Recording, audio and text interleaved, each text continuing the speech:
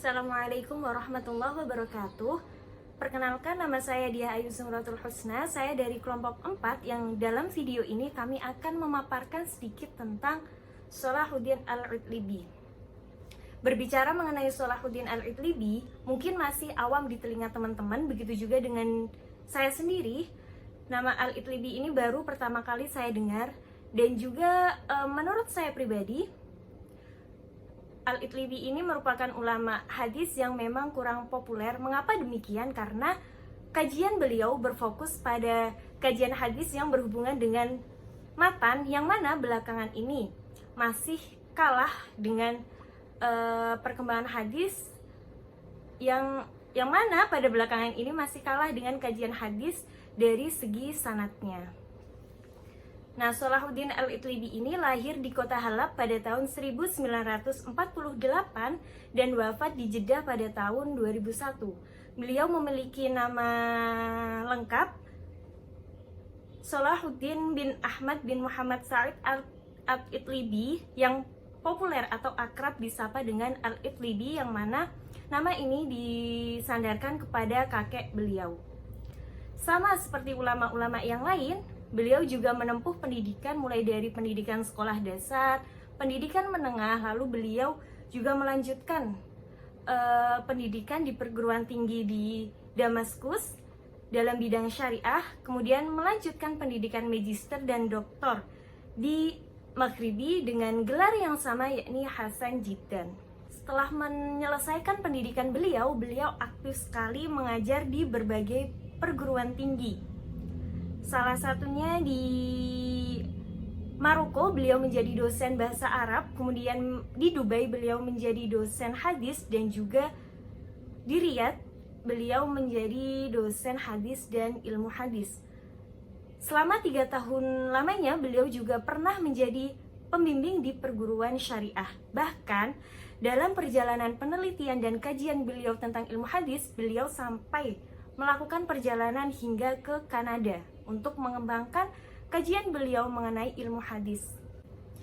Selain aktif sebagai pengajar dan dosen, beliau juga aktif melahirkan karya-karya yang fenomenal. Salah satu karya beliau yang terkenal adalah Manhaj An-Naqd Al-Matan Inda Ulama Il-Hadis An-Nabawi pada tahun 1983, yang mana karya ini terfokuskan pada kajian hadis dalam segi matan, yang mana juga karya ini merupakan gerbang bagi berkembangnya kajian kritik matan hadis. Mengapa demikian? Karena setelah lahirnya karya beliau, banyak disusul karya-karya lain, yang mana karya ini terfokuskan pada kajian hadis menurut matan.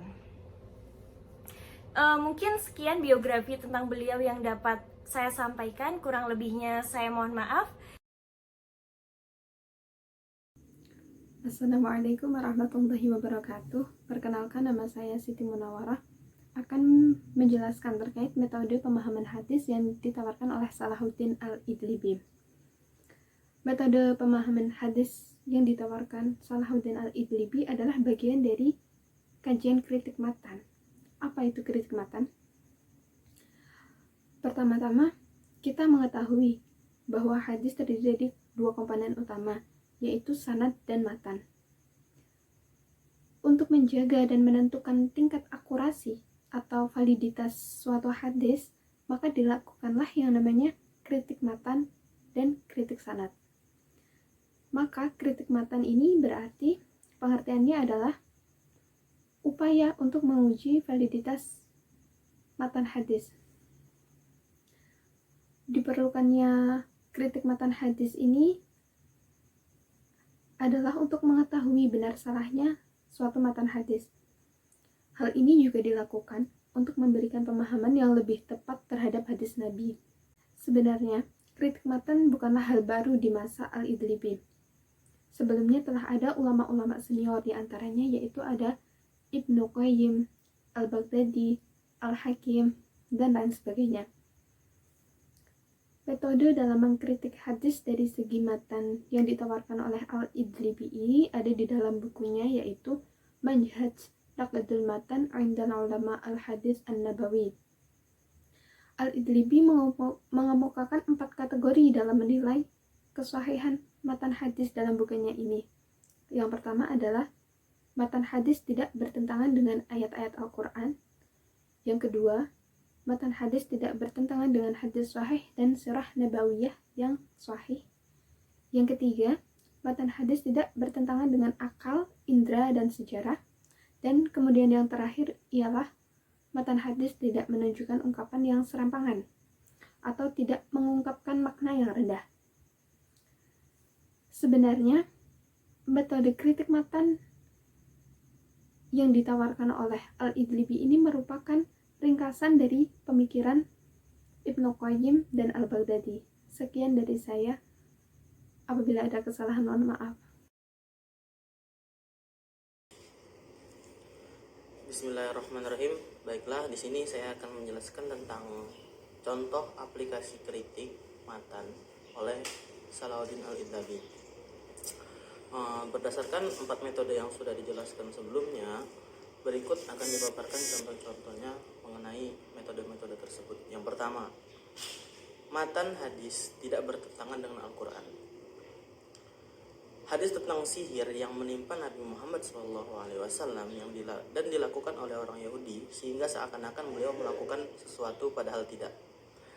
Hadis tersebut terdapat dalam Sahih Bukhari, kitab Jizya bab hal yu'fa min al-dhim iza sarihah nomor 2939 yang artinya meriwayatkan kepada saya Muhammad bin Al-Muthanna meriwayatkan kepada kami Hisham, ia berkata, ayahku meriwayatkan kepadaku dari Aisyah bahwa Nabi Muhammad SAW disihir sampai-sampai beliau merasa melakukan sesuatu padahal tidak.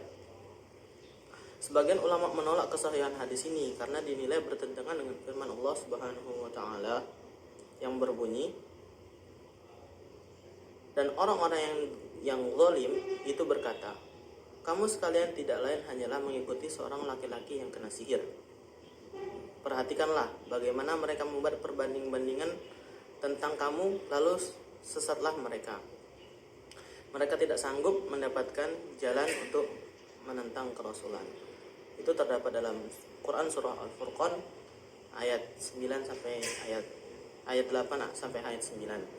Alasan mengapa mereka menolak kesahihan hadis tersebut karena pertama, sihir merupakan perbuatan setan dan jiwa-jiwa yang buruk dan keji. Kedua, menghilangkan kepercayaan terhadap apa yang dibawa oleh Rasulullah SAW.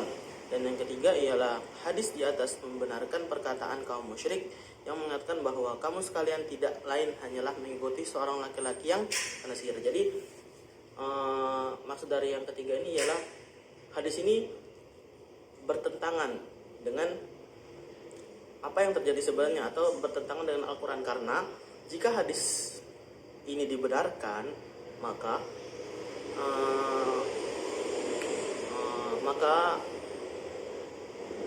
orang-orang akan percaya kepada perkataan orang musyrik yang mengatakan bahwa Rasulullah itu terkena sihir. Nah, yang selanjutnya ialah nomor 2, yakni metode yang kedua, yakni matan tidak bertentangan dengan hadis sahih dan hadis nabawi yang lebih sahih. Suatu hadis dinilai lemah apabila bertentangan dengan hadis mutawatir. Menurut Al-Idlabi, tidak realistis dan mengecilkan pembahasan tentang adanya hadis-hadis yang bertentangan. Menurutnya, para ulama sudah memiliki kategori tersendiri untuk hadis-hadis yang bertentangan. Hadis dhaif apabila bertentangan dengan hadis sahih maka disebut hadis munkar. Adapun hadis sahih yang bertentangan dengan hadis sahih yang bertentangan dengan hadis yang lebih sahih, sanadnya disebut hadis syadz. Sedang hadis yang bertentangan dengan hadis mutawatir disebut hadis maudhu. Contoh hadis yang dikemukakan Al-Idlibi dalam masalah ini adalah hadis tentang puasa di pertengahan bulan Sya'ban. Dalam Musnad Imam bin Hambal, kitab Baqi, Musnad Al-Mukhtirin bab Baqi, Al-Musna Al-Sabiq nomor 933